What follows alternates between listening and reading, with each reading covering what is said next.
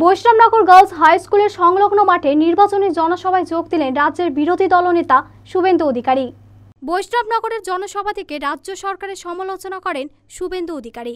তিনি বলেন, এবার আমাদের 400 পার করাতে হবে, এর জন্য আমরা লড়ছি। পশ্চিমবঙ্গে লাগাতার দুর্নীতি হচ্ছে, কেন্দ্রের স্কিম লাগু হয় না। আয়ুষ্মান ভারত একমাত্র রাজ্য পশ্চিমবঙ্গ চালু করেনি। রাজ্যের স্বাস্থ্যসাথী কার্ড ভুয়ো, রাজ্যের দেওয়া এই কার্ডে চিকিৎসা হয় না। কিন্তু আমাদের নরেন্দ্র মোদী সরকার চিকিৎসার ক্ষেত্রে 5 লক্ষ টাকা দিয়েছে, কিন্তু এই রাজ্যের সরকার তা দিচ্ছে না।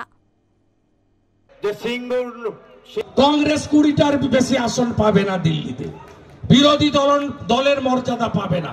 আর তৃণমূলের তো ওই বললাম না, গরুর গাড়ির হেডলাইট। দিল্লিতে ওদের কোনো ভূমিকা নেই। দিল্লিতে আপনি এদের পাঠিয়ে দেবেন, ফিরে এসে শুধু বলবে টাকা দিচ্ছে না, টাকা দিচ্ছে না। আরে টাকা দিব কবে? আগে হিসাব দেবে তো। এত চুরি। ডিয়ার লটারি জানেন তো? বলছিলাম আমি, একটা ছাতা, নিচে টুল আর টেবিল। আমি এজেন্টদের বলছি না, ওরা বেকার। ওরা আমাকে বলে যে দাদা, সোল টিকিটে লটারি লাগে না, আনসোল টিকিটে লটারি লাগে। বড় একটা ছাতা, নিচে টেবিল আর টুল। আমি 2 বছর ধরে বলেছি ওটা ভাইপো লটারি।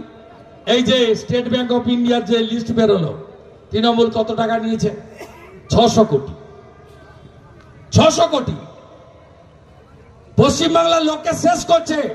শিক্ষিত যুবক যুবতী, লাস্ট পিএসসির কবে নোটিফিকেশন হয়েছে? 17 সালের পরে পাবলিক সার্ভিস কমিশনে নিয়োগ হয়নি। এসএসসির নোটিফিকেশন কবে হয়েছে?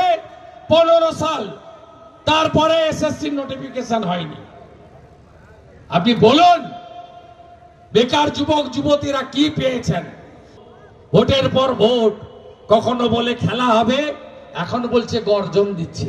আর আমি বলবো, বৈষ্ণবনগরের গর্জন তৃণমূলের বিসর্জন, তাই তো?